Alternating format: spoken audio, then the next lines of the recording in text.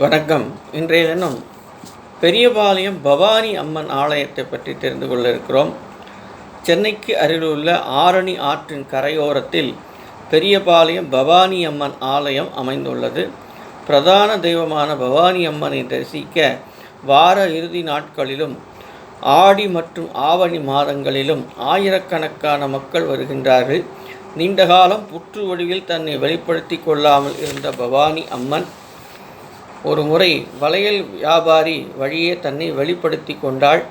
வளையல் வியாபாரியின் கனவில் வந்த அன்னையின் ஆணைப்படி அந்த புற்றை இடிக்க அங்கு இரத்தம் பீரிட்டு கிளம்பியது. புற்றுக்குள் சுயம்பு ஒன்று இருந்தது. அதில் இரத்தம் வடிந்தது. இன்றும் அன்னை வெள்ளி கவசத்தை நீக்கி பார்த்தால் சுயம்பு உச்சியில் கடபாரைப்பட்ட வடுவை காணலாம்.